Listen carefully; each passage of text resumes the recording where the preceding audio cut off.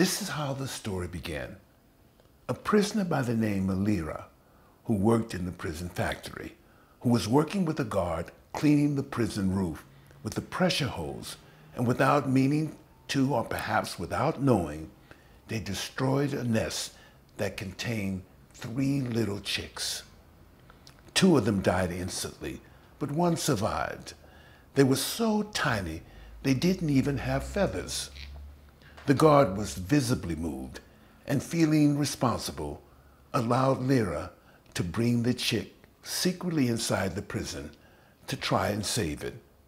The prisoner arrived with the chick in the palm of his hand and, not knowing what to do with it, began to ask the other prisoners what to do. Someone suggested, "Ask Cuba," Gerardo's prison nickname. "He will know what to do." Gerardo was summoned. Gerardo whistled, imitating what he imagined the chick's mother would have done. He moved his fingers as though they were little wings. Miraculously, the little bird opened its beak. Gerardo gave it breadcrumbs and later dipped his finger in water and let the drops fall softly into the little bird's beak. Gerardo didn't want to take the bird to his cell, but every day he went to feed it. The bird didn't want to take food from anyone except Gerardo.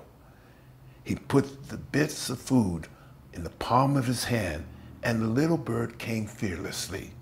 However, the prisoners were worried about what would happen to the bird during inspections. One day, there were many prisoners in the patio. Gerardo whistled, and in front of all the prisoners, the little bird appeared out of nowhere and landed on his shoulder. Incredible. Everyone talked about it, and they named the little bird Cardenal. On a different occasion, another prisoner found the little bird in the patio with its beak stretched open. It was very hot and thirsty. Gerardo gave it water. He put the bird under his hat. Of course, the guards realized he had something odd on his head. "What's under your hat?" they asked. Cardenal chirped loudly. "Don't tell me you're training him to take messages to Fidel," said one of the guards, laughing. The story didn't end there. Gerardo brought the bird to his cell and made a nest for him. He played with him, letting him rest on his shoulder or on his head. When Gerardo was writing, the little bird came to play. Sometimes, Cardenal curled up inside of Gerardo's collar and slept there. Gerardo was actually worried about a certain guard who was not showing mercy toward the little bird. During an inspection, the guard forced Gerardo to let Cardenal go and close the door behind him. The little bird returned later, completely exhausted. Gerardo let him rest for a few days inside the cell, and then came the lockdown. Solitary confinement is punishment for all prisoners, and whenever there is a lockdown, there are inspections. When Gerardo heard that they were checking all the space between the floor and the door, he pushed Cardenal outside. Cardenal flew within the wing where Gerardo's cell was located. When the guard arrived, he saw the box where Cardenal lived. Gerardo said this was where his friend lived, of his own free will. "The problem is that I take him outside and he returns. It's not my fault." "Look," said the guard, gesturing as though to say he thought Gerardo was nuts. "If you think I'm going to believe that bird is going to return..." Gerardo whistled from his cell, and the guard froze in his tracks as he watched the bird return.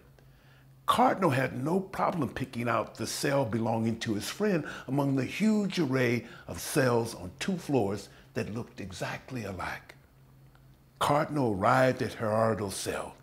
He looked at him through the bars, but couldn't enter since this was a lockdown.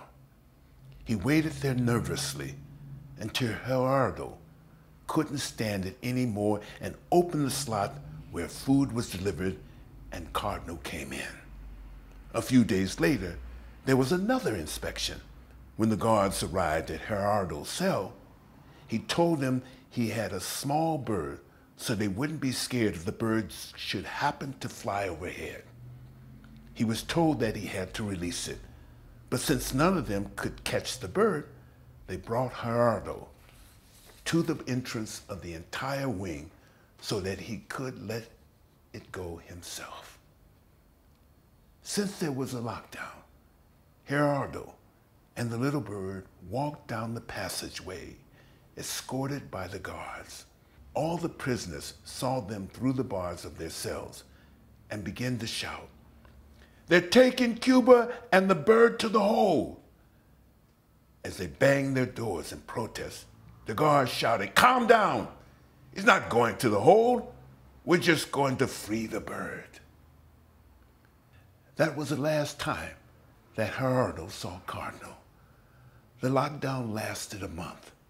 While the wing was completely shut down, Gerardo couldn't leave and Cardenal couldn't enter.